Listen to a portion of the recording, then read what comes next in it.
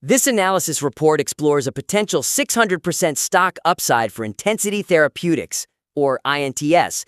It bases this on three main catalysts: the drug data, cash on hand, and some breathing room from NASDAQ. The argument is incredibly focused, I'll give it that. And it jumps right into the high-stakes potential, which is exactly what this kind of pitch needs. Before we get into the critique, though, a couple of things really work well here. I agree. The financial framing, for one, is excellent. It doesn't just throw out a big number. No, it grounds it. Right, it grounds that 500 to 600% in actual analyst targets. $3, $5.25. That makes the hook feel concrete right away. And the other thing is the timing. Mentioning that NASDAQ extension to early 2025, that's brilliant. It immediately addresses the biggest fear for anyone holding a stock like this: delisting. Exactly. So by tackling that up front, you give the whole piece this feeling of relevance. It's very timely. Okay, so let's dive into the first major area for improvement. This is all about the tone. The sensational framing of the analysis report, using that dramatic title and hook, is currently undermined by the neutral technical presentation of the core supporting evidence. Yes, the disconnect is jarring. You open with 600% upside, shock, and 3 massive catalysts. It sets a really thrilling stage. And then you get to the evidence. And it's like hitting a wall of clinical speak. Just, a 75% disease control rate and 100% complete response rate. They're just presented as raw numbers. All the narrative force just evaporates. That tonal whiplash really compromises the persuasive impact, doesn't it? It does. You've made a promise of high risk, high reward, but the data section reads like a low risk, no narrative textbook. The momentum just dies. The science needs to sound as revolutionary as the 600% upside you're promising. Right. So my suggestion is to integrate the excitement of that high-risk, high-reward idea directly into how you talk about the science. Let the potential of the drug itself, IN2306, drive the story forward. So basically give the data some context instead of just dropping the numbers? Exactly. Don't just say, recent results showed a 75% disease control rate. Frame it. Yes.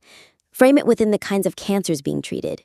You could ask a question, something like, what does a 75% disease control rate really mean when you're up against tumors that have resisted everything else? You make the reader feel the weight of that number. It elevates it from just a statistic to a moment in the story. Precisely. And the same thing for that 100% complete response rate in those nerve sheath tumors. That's not just the number. That's your proof of concept. That's the reason someone would even consider a high upside bet like this. You have to connect those dots for the reader. Show them why analysts are betting big. Don't just tell them the data points. Okay, that makes perfect sense. Let's move on to the actual structure of the argument, the 3 pillars. The strategic focus should be sharpened by differentiating between genuine upside catalysts and necessary risk mitigation factors. I noticed this right away. You have the cash runway positioned as a core pillar driving the 600% upside. The $6 million raise that gets them to Q1 2027. Right, and I get why it's there. It's important. It provides stability. But it's a defensive move. It's totally a defensive move. It stops the company from failing tomorrow. But it's not rocket fuel. It doesn't actively push the stock towards that $5 target. That's a great way to put it. Revolutionary science gets you there, not just surviving another quarter. So by making it a core pillar, you're actually sort of diluting the main argument. You absolutely are. So the suggestion is pretty straightforward. Replace the defensive cash runway pillar with a real growth-oriented catalyst, something that is explicitly tied to that potential 600% valuation. Okay, but then what happens to the cash runway info? I mean, it is important. You can't just ignore it. No, you don't ignore it. You just demote it. It becomes a subpoint under, say, risk mitigation. It's a supporting fact, not a main character. So what takes its place? What's the stronger pillar? Well, you have to focus on the next big market-moving event. The Invincible 4 study. The metastatic breast cancer data that's due in 2026. That's the key. That trial is what could unlock serious market cap growth. It's a much, much bigger deal than the small trial readout so far. So you dedicate a whole pillar to that? Yes. You build a pillar explaining why the market would slap a multi-dollar valuation on this stock if that phase 2-3 data is positive. You connect that single event directly to the price target. That totally reframes the argument. It shifts from they won't go bankrupt to this is the event that could make them a major player. It moves from a survival thesis to a growth thesis. Or, alternatively, if 2026 feels too far away. Yeah. You could make a new pillar all about the competitive landscape, the market size.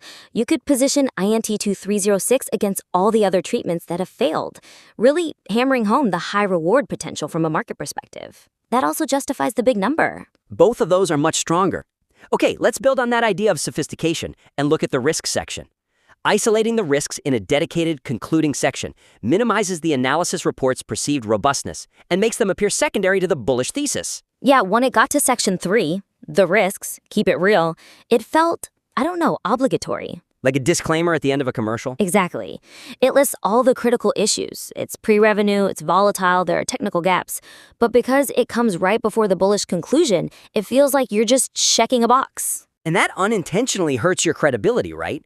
It makes the whole piece feel less balanced, less intellectually honest, even if the facts in that section are correct. It does. The suggestion here is to integrate the major risks directly into the discussion of the catalysts themselves. Weave them into the narrative. Show that you've already thought about the counterarguments for each point.